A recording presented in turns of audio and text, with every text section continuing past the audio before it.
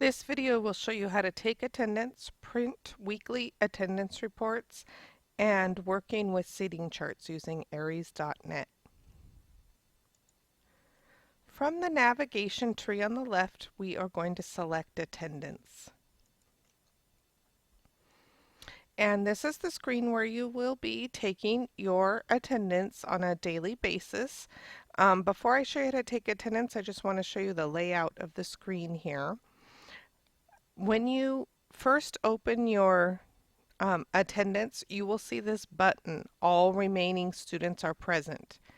If you have no absences, or if you or the attendance office may have marked the attendance for you for some of the students, and as long as all the other students are present, all you have to do is click on all remaining students are present, and that will take your attendance for that class period. The yellow highlight is the current day, and it will show you your attendance that you take for the day here in the highlighted yellow column. And then this takes you out, I guess about 10 days, maybe a couple more. And then all the way over to the right, this gives you the current semester attendance for each student. So to take attendance, you're going to be using these two columns, the V for the if a student is absent, or a U for an unexcused tardy. So if a student is absent, you're simply going to check in the V column. And if you hover over it, you will see that little pop-up that says absent. And you will notice that that button is gone, and now it will say attendance has been submitted. There is no submit button. As soon as you click in the box, it's submitted for the day. So it's very easy. It takes a couple times to get used to because our habit is to go to click submit, but that's not there. If the student comes in with on a pass, in other words, has an excused tardy, all you need to do is untick the box and it is updated. Or if the student came in with an unexcused tardy, you click in the box and you will see the U for the unexcused tardy in the yellow highlighted, or a V here if they come in. So again, the highlight will show you the V if it's an absence, or the U for a unexcused tardy. And that's all there is to taking attendance. It's really very simple. You can select your next period from this drop down. And again, you'll see you have not taken attendance if you see this button here. If anytime you see all remaining students are present, that's kind of a clue to you that you haven't taken attendance for that particular period. You can also take attendance by photo, and I have really gotten so I prefer this method. Over on the navigation tree on the left, you're going to select attendance by photo. And it brings up a blank grid for you if you haven't set it up before, as well as your students are in an unassigned column. In order to assign the students to a seat, you're going to click Assign Students to Seats, and it defaults to your grid being set up here. You need to adjust that grid to the number of columns and rows of seats you have in your classroom. This is a very small class for me because it's a Read 180 section. So I'm going to change it to 6 rows and 5 seats.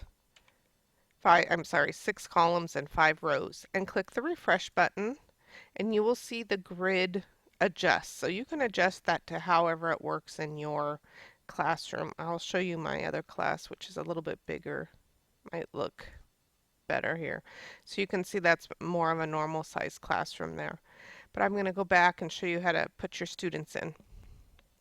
So from here, you can go ahead and simply pick up the students and drag them to the seat that you want.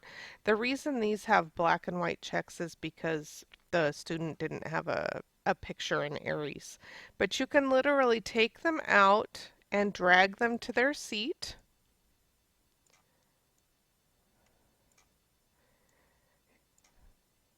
And it's very easy, and if you want to move them later, I'll show you. It's very easy to do that too.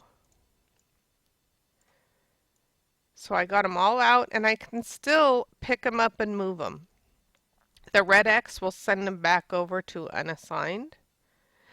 But it's whenever you have them the way that you want them, you can click on attendance by photo and you will see the same V and the same U as you did on the previous screen, and you just click on them to mark your attendance for the day. And that's all there is to assigning students. Now I'm going to go back to assign students to seats because there's a nifty little tool here. I'm going to click clear all seats and send all of my seats back over here because there is an option to mass assign seats. So if you want a random way to set a seating chart, or if you want your seating chart alphabetical, this is a quick way to do it.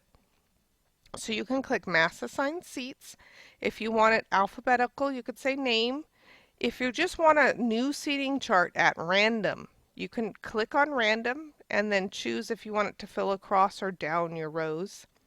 And you'll notice it says it will only affect students who are unassigned. That's why I put all of my students back to the unassigned.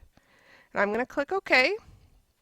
So that was how the computer randomly seated my students. Again, I can move them still myself. If there's a combination, this kid can't sit next to this one, I can just pick them up and switch the seats. And again, when you're done, attendance by photo, and you're ready to take your attendance. You can also print the seating chart by clicking here. And this will, if you leave it on Classroom Photo, it just prints an alphabetical listing of your students by photo. But if you want your seating chart, click that, run report.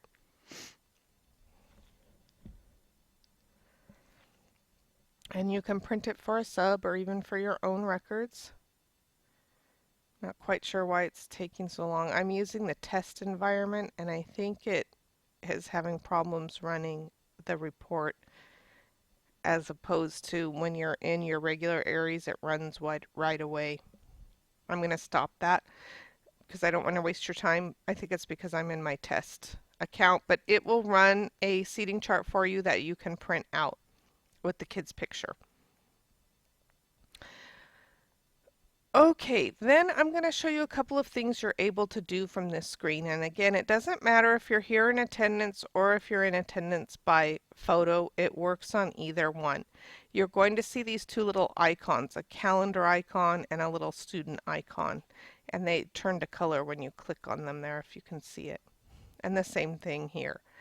If you click on the little student icon, this is where you will find all kinds of information on your students.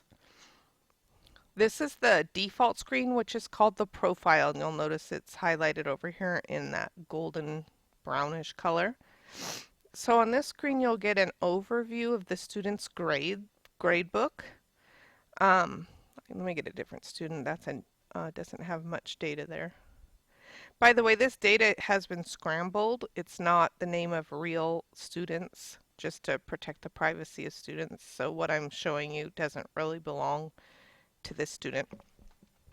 So you get an overview of the gradebook for the student. If you want to know the details of the assignments, you can just click on them. And the gradebook will open for that student. Okay, you can also get an attendance summary, some general, the general profile information there. If you slide over, you'll get previous CST and CELT. In this case, this is an EL student.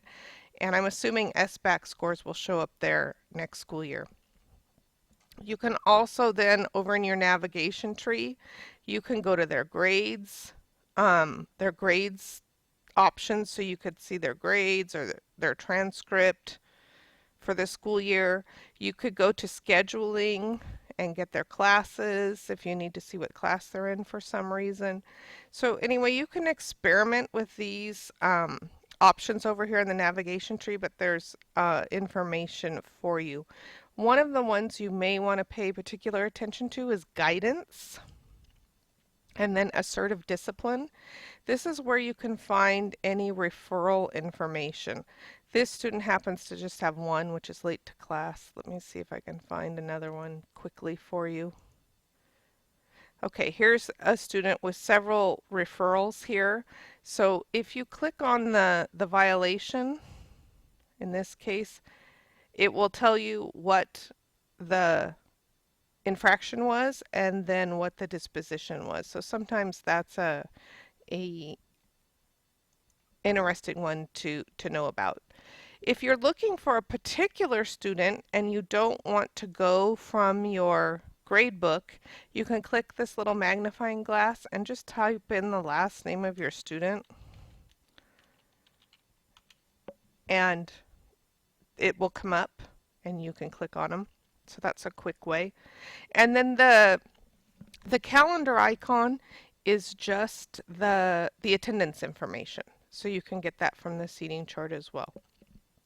So those are some quick resources that you have on your students and your attendance. The last thing I'm going to show you in this video is how to run weekly attendance reports. Many schools are required to print them on Friday and turn them into the attendance office. So again, going back to your navigation tree, you're going to click on View All Reports. And you might want to look through these sometime because these are different reports you can run, your labels and things that you could do in ABI. We're going to go all the way down to the bottom one, which is Weekly Attendance Report by Class. I'm going to leave it PDF, and I'm going to leave it the report delivery to none. If I leave it to none, it will open up in a new window of my web browser. I also have the option to email it to myself. I'm going to leave it on none, and it will default to the current week that you're on. Or if you wanted to print a previous week, you can click the calendar and then click the date you want and run report. And again, because I'm in the test environment, this may not run. But normally it pops up really quickly here. Oh, this one opened. It pops up really quickly, view report, and your attendance reports generate for you, and all you have to do is print it. I just use Control P. I know in ABI there was an issue with printing from Chrome. There is not in .NET, so that's kind of nice. You can just print right from in there if you're using Google Chrome. And that's completes this tutorial on taking attendance. Thank you for watching.